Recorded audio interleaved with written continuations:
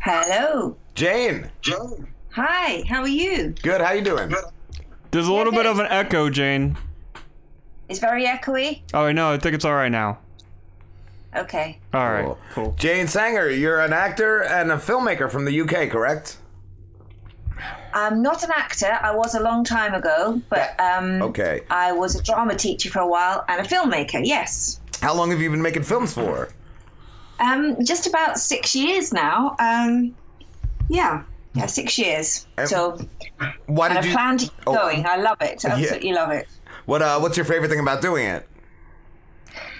I like everything, every part of it. I like the story. I write a lot of scripts myself, and I love reading, great ideas and scripts, and finding the actors, making the film, making all the, decisions on the creative side. Every bit. It's just to me, it's the wonderful. entire Great. process. So, to do all that and then and see your final result and that you did all of it pretty much. Like, that's awesome. Yeah. Why did you stop acting? I guess because I got married and I've got a big family. I've got 5. Well, I don't know. It's not big to some people, but I've got 5 girls, and that took up a lot of time. So Yeah. And it's something I'm very proud of as well. A big achievement in my own kind of eyes. Yeah. So that was the reason. So I worked a little bit in between some of the girls, and and then got back to work. My youngest one also is an actress, and that kind of inspired me to get back into take a slight change, and go into film rather than when I was teaching. It's obviously more theatrical work. What did you teach? You taught acting? Yeah, drama. Yeah, teaching acting and theatre studies. Yeah. Cool. What is one of your favorite movies that you've worked on, that you've written and made? Oh, well, I guess it has to be Katya, because that's been the most successful, and it's also very interesting. It's a very gritty subject. It's about child trafficking, and not always a pleasant subject to watch. But I didn't put anything explicit in. It was all kind of just implied. But it's sounds like I'm boasting here, but it's won 12 awards, and that's very satisfying, isn't it, for anybody, when you get some recognition for the things that you're doing. Which one was that again? I'm sorry. So when did I make it? No, which film was that? I'm sorry. What'd you say? Oh, Katya. It's called Katya. Katya? Because I saw the Con Game looked like it won a lot of awards too. Yeah, the Con Game also. I'm afraid I'm a bit obsessed with slavery. I find it such a revolting thing. It comes up in my films, and that was about slavery within labor. People using. It was actually one vulnerable group using another vulnerable group, but gypsies are using homeless men to work for them. Particularly in the driveway business and that kind of thing. And it was about that. We had a case here in the UK. It was a true case, but it came, after I'd made the film. I did a lot of research for the film, going to speak to travellers and gypsies and stuff like that. But this was about the Rooneys in a place called Bedfordshire, which is north of London.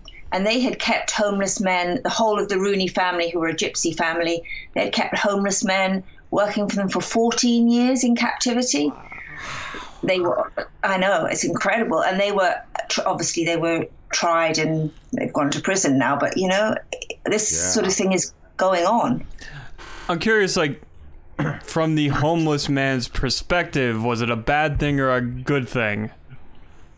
Well, that was also quite funny. I think it must be a bit of obviously some of them wanted to get free, and somebody must have told someone, in the end. Yeah. But there was a bit of Stockholm syndrome there, where one of the men said he didn't think anything was wrong. He lived in this disgusting caravan with a filthy mattress and didn't get much food and no pay. But he'd kind of got used to that life, I guess. It might be a little better than being homeless, though. Yeah, that's what I was thinking. At the same time, not that it's a good thing that they got taken, but it's got to be. It's got to be somewhere. Some of them thought it was okay. Yeah, it's weird though, isn't it? How that happens. But yeah, it was interesting at the same time. Crazy. Yeah. Is Lumino Films, is that your company? Yes, that's my company. And we do short films, promo films, and we've just started making feature films now too. So it's growing. What you said promo films? What's a promo film? Well, say somebody wants something for a website, promoting their business or something like that. It could be anything, any type of business, and you make a short little film like an advert, or you could make a longer one for, maybe a gymnastics school or something like that. Okay, so they're not just commercials. It's like an actual film promoting their business. Like with the story and everything. So. Wow. Yeah. Can you make a promo film about Robin Slim? Okay. Oh, if you pay my airfare, yeah, I will. All right. You can just you can hire British actors to play us. Yeah, that's fine. there could be a British Robin Slim. That's okay. Yeah, no, that's cool. Is there one? We know a guy named Matt Meller. He could play. Yeah, Rob. we have a He's couple in the friends UK. over there. Yeah, I got a friend named Matt over there. He's a good guy. Okay. I thought you were going to sort of say something like, "Oh, I'll have Brad Pitt playing me, and I'll have something like that." I like that too. Okay. I was going to say, is there one theme in all your films that you try to portray, or does that vary? No, it does vary, but I am very interested in, as I said, slavery and trafficking, that kind of stuff. So I have got a TV series that I've been writing, which is about, which is called The Night Riders, and it's about something that a lot of people don't know about, though. There has been films and things, made that people, they're not like big blockbuster films. And it's about the white slave trade, which happened. People don't think of the white slave trade because they obviously think of, black slave trade. Yeah. And this happened between about 1650 and 1850. And the Americans actually eventually freed everybody and ended this kind of trafficking that went on. But the Barbary pirates from Morocco, Tunisia, they came and took people, particularly from our south coast, and also Spanish and French. This is all absolutely true. And they were used in the Sultan of Morocco. He was particularly after redheads, which were at that time obviously only in this particular area of England, or the Cornish coast and the Irish coast. That's exotic. And, so he wanted that, he had 1,000 women in his harem, and he wanted this one who lived a long time in the 1700s, the Moulay Ismail, I think he was called. And then he used young men to build his huge palace, and he was vying to build as good a palace as the French king at Versailles. So he needed a constant stream of young, strong men. And he took, I think it's estimated, around 1 million, not just him, his sons and etc. About 1 million white people were enslaved, and many never escaped. And that is actually why Arabs got red into their lineage. They got red hair because it came from that kind of era. But I've written this TV series, so one day maybe it'll be on Sky, Netflix, or something like that. And cool. It sounds fascinating. I never even knew that. Yeah, I read about that. That's our buddy Slambo here, Jane. He reads a lot of history and stuff. Yeah. Oh, do you? Yeah, okay. yeah. I'm kind of I'm really into like medieval and like ancient history. Those are my favorite. So do you enjoy things like the shows like Vikings and stuff like that? I know that's not medieval history, but Vikings and stuff like that. Or... Oh yeah, I love that show. I wanted to check that out. I never got around to seeing show, that man. Yeah, yeah, it's good. Marco Polo is another good one, isn't it? I think that kind of thing. But yeah, no, it's good. Cool. So yeah, people have heard of it who are like you, kind of history buff type of people, but it's not generally known about, I think. That's cool. I saw too, it said you like to include strong female characters into your film. Is that correct? In films, is that correct? Yeah, I do. I there's a big movement, I'm sure, it goes across, all of Europe and America, that they're encouraging more women directors and, women. Rachel Morrison's just got nominated for director of photography, for her cinematography, and strong female characters. I think everyone is wanting that movement to succeed. And it seems like something you see a lot more of nowadays. Yeah, it is. And I think, people in the past, even 6 years ago when I was at Cannes, I would put I'd be pitching to somebody and they'd say, but it hasn't got a male lead.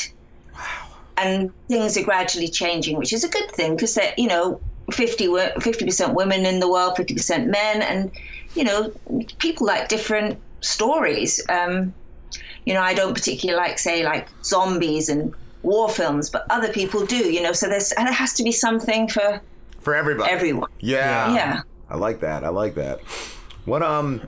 What's your current film you're working on? Is that Swipe Right? Yes, I'm working on Swipe Right, which is a psychological horror, and I'm very excited about that because we should be finishing in March, April. And I've got, I don't know if you saw the post of that, I've got this great guy, Ricky Hall, who started off as an ink model. So he's covered head to foot, which is another big movement that's happened recently, in tattoos. Wow! And he's now got his own show on London Live, which is a channel here, and he's sort of one of the lead actors in it, which is great. Awesome. He's got such a presence, such a look that everyone goes wow when they see him. So that will be really good. And I can't give too much away, but he plays a guy who. Well, I can't say anymore. This is my guess on it. Swipe Right, that's like a Tinder reference. That's what I was wondering, like an online dating thing. Yeah, that's so it's definitely going to be like an online dating thing or something around that. But what I was curious, because I can't remember, so you got to refresh my memory here. Swipe Right, was that like or dislike? Swiping right, like. I think you like. Yeah, that's when you like somebody. Yeah. That's like? Right. Yes, okay. Yes. Right. I do remember that. Yes, you like. Yes, so it is based on a group of girls who, as you can guess, it's who get people into their lives through a dating app. But, of course, lots of people meet someone who they end up being with forever. But you've still got that, there could be a bunny boiler for you guys out there, or there could be this kind of mad psychopath for women. It's a bit of a scary thing when you're just like picking somebody off what they look like. And there was a film, Jane, I don't know if you ever saw it. It was a few years back called Hard Candy, and it was about this photographer that a girl like tricked into coming and doing a photo shoot of her because she heard that he did some horrible things with like a friend or something. So yeah, he came and she I don't know if she drugged him or what, but she it was real psychological. Yeah, that's cool. He molested the girl, I think, or raped the girl that had been her friend, and so she wanted to mess with him. So it was really good, really good. I think I saw that. Did it have Heather Graham in? I don't remember. I'm not sure. I could look it up. But I remember hearing about it. I know it's called Hard Candy, and it was still when the the DVD stores were still around, and I remember once I had nothing else to watch, so I was like, all right, let me pick this up, and it was really, really crazy. Ellen Page, Patrick Wilson. Maybe I'm thinking of another one. I shall have to look that one up then. Yeah, that's what I'm coming up with. But yeah, a teenager who goes to a coffee shop to meet Jeff, the photographer she met on the internet. Jeff thinks he's in for a real treat, but Haley plays a trick on him. After drugging him and tying him down, she reveals that she knows Jeff preys on teenage girls, and she has a plan to wring a confession out of him. Oh wow! Well, that sounds good. I'll have a watch, and it's got a few parallels. It's not the same kind of story, but it's got a few parallels there. I've got a kick-ass female in mine as well. Cool. That's awesome. Yeah, it's good. What's the craziest thing you've ever seen producing a film? The craziest thing. Anything ever go not as you expected, or anything like that? No, that sounds quite boring, because that's a good question, but I'm afraid things, because you do so much planning that things must go right, you know. Okay. You know, things go wrong with funny people coming into your audition or things like that. I mean, at the moment, we're just planning another film called Bloody Love, which was written by an award-winning play that we've adapted. My partner, Di Lofthouse, and myself, we've adapted, and it is very funny. Well, obviously, I'm not going to say any names, but people apply for a role. You know, say if it's got handsome boy band looks, it's a teen story. And you look at the people and you think, my God, you know, were you applying for that or, you know, whatever. And we were having quite a lot of problems. We've got, I think we're going to reword it. And so these are kind of, they're small kind of crazy things. Something that comes up, there's a guy who's nerdy and geeky we're trying to find. And because we put nerdy and geeky, no one has applied. You know? No one wants to think of themselves. Yeah. Y'all be in that movie in a heartbeat. I got this guy right here. His name is the Driz. Yeah. I'm not really like nerdy and geeky though. I'm like a cool guy, but like I don't know. I guess people think I'm nerdy and geeky, so I guess I would go for that. He's cool, Jane. Nah, everybody knows I'm a cool guy. I'm a really cool guy. Dweeb, bro. Just unrecognized, yeah. Yes. He's a diamond in the rough. And what, Jane? What's been your favorite location that you filmed in? Oh, we found this fantastic location because we started filming Swipe Right, and we found this fantastic location in a place called Dover, which is on the east coast of Kent, which is quite near me, and it's called Dover Town Hall. Now you think Town Hall sounds really boring and I don't know, kind of modern and whatever, but this was like a castle. It was just absolutely amazing with dungeons, real dungeons that you used to use. Wow. With but we could use, you know, and these beautiful stained glass windows. I mean, it was just out of this world. And he said, oh yeah, the BBC have used this, but no one has ever used it for a film. So we thought, great, because it's unique, you know, to us at this point. So that was really a fantastic find. And they also have there a huge courtroom, an old courtroom, which wasn't useful in this film, but I'm storing it because, you know, to have and it was also very well priced. So I'm thinking in the future that could be for me. Cool. That sounds amazing. That's really cool. So yeah, I've also, the one good thing about that sort of leads on from if you get recognition for one film, so getting recognition for Katya with, you know, the awards and things, then people start approaching you to direct their films, because I've just mostly done the directing of drama as just being my own production company and not outside. And I'm very excited as well because I'm directing a gangster film, which is different for me because I usually have kind of social issues in my films, as you've heard. And I'm doing that one. It's called Innocent Candy, and that's a gangster film, an English gangster film. But so that's, I love English gangster films. I loved what was that one? Snatch, and then there was Lock, Stock, and Two Smoking Barrels. Yeah, those are some great movies. Who was that guy? Guy Ritchie. Guy Ritchie. Yeah. Those are great. Yeah. He married Madonna for a while, didn't he? Yes. I don't know. Snatch. That was one of my favorite movies. I love everything about that movie. I love Bricktop. Yes, it's fantastic. Yes. And also, I heard because I've been discussing with an Irish actress friend of mine, and my daughter also went to university in Ireland, how sort of Irish people don't like people trying to copy their accent.